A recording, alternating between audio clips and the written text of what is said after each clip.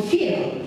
Have you, and I was a teacher by then for a very long time, so most of the time you find me asking questions. So I don't know if you've ever felt in a situation where 1 minute you are bubbly and things are very good and you're happy, and you can actually say that you're very mentally healthy and you're very stable, and someone can very easily say, I left her happy, I left her very jubilated. Then a few minutes later, you become very irritable. You are so upset, every small thing just tick you off. You scream until you're fine. And people wonder, why is this person, 1 minute she's very happy, the next minute she's appreciative of me, the next minute I'm a very bad person, or everything else annoys them. So mood swings actually basically is when I cannot confidently say she is a very jovial or sociable person, because you have a myriad of moods, all in one person. Okay, so anxiety disorder? I will give it a trial, but I know fellow panelists here maybe will have something. But I wanted to contribute on the aspects of a young person or any other person. He or she is not able to make concrete decisions very fast certain times. If you need to make decisions fast, it is because of the amount of that confusion that engulfs you. So you are in a place, you need to make a decision, you need to do something, you don't know what to do, and because of this you feel that you are incapacitated by something that you cannot largely explain. Okay? So you don't know why you want to do what you want to do, you don't know why you don't want to do what you should be doing. That kind of situation. You find that you are incapacitated. You can't make a decision concerning certain things that may be important. Or when you are in a situation where you are not able to move as fast as you want to. So there is something that is hindering you, but maybe you may not be in a position to understand what that one is. So anxiety is just a state where you are anxious. I don't know if those are the same words, but you are anxious. You are afraid, what will come, what will happen if I did this?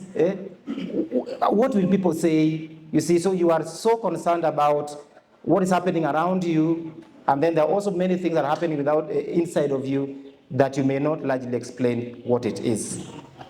Thank you. Parts of yourself that you are not able to, almost what you said about your oscillating, they cannot be understood. The mood swings are oscillating between extremes. So it's about you as a person. You cannot be understood. Let me just add something about anxiety on the simplest, because I see the age bracket over here. Just put it on the simplest. It's a fear or worry that you have that now affects how you do your day-to-day activities. Just have some form of intense fear that somehow just takes over, or worry that takes over you, that disrupts your normal day-to-day life or activities. And I think they brought it very well. Thank you. And lastly, we have psychotic disorder. Sometimes when you go outside, you see some people who are talking to themselves, and this is maybe because they're hearing things and seeing things. And that's psychosis. Psychosis is when your emotions in your brain may be due to genetics or predispositions like drugs. Ultimately, if you don't take care of yourself mentally, you may lead into psychosis.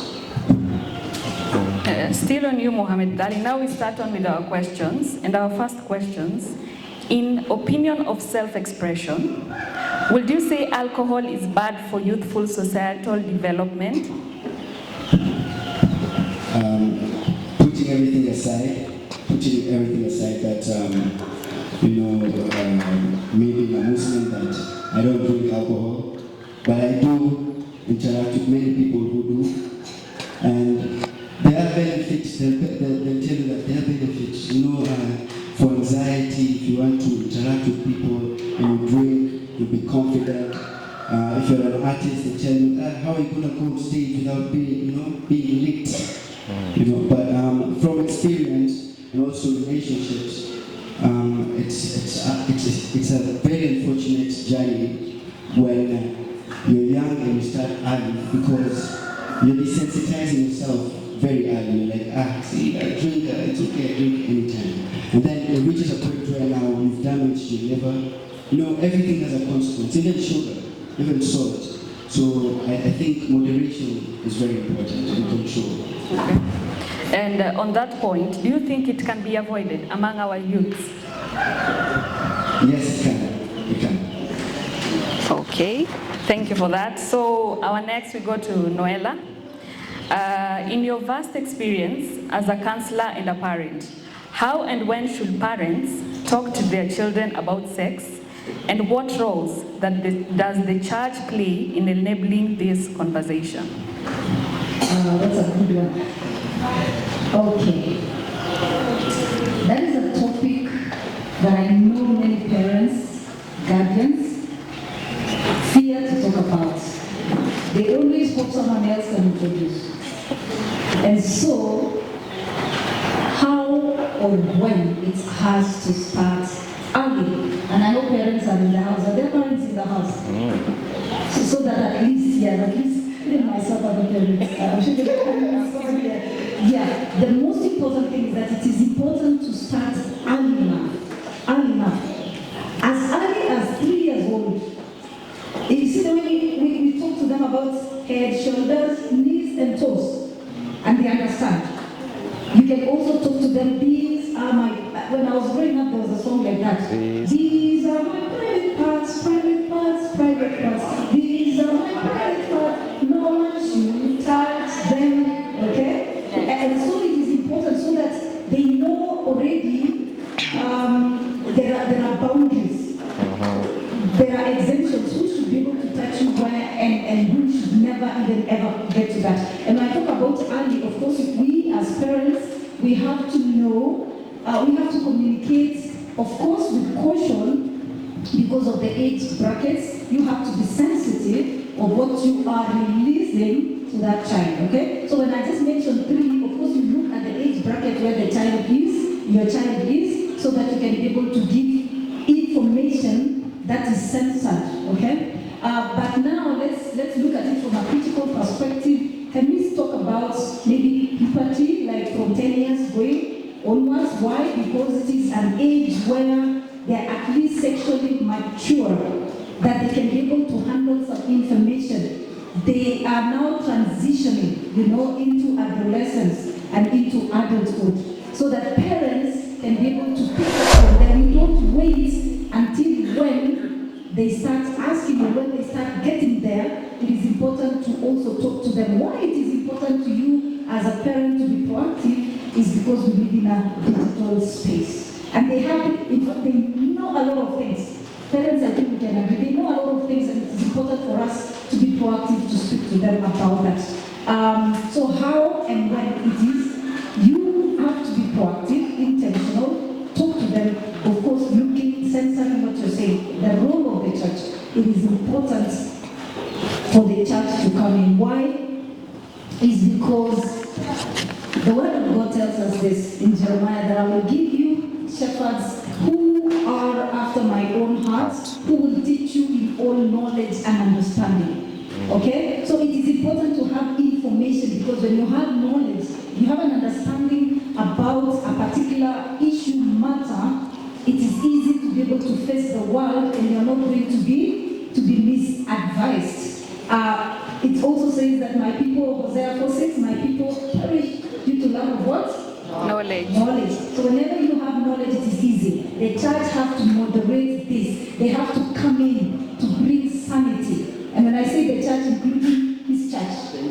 fear, because at the end of the day, these are issues that are affecting our children, and we cannot run away with them. They are here with us, and we've got just to face them. We've got to be prepared, and whenever they ask us this question, parents, don't beat around the bush. Just give them factual information, and when I say factual information, is that which you look at the age bracket and communicate effectively. Because if you don't say the right thing, you lie to them, they will go get information out there. They will never trust you, they will never come back.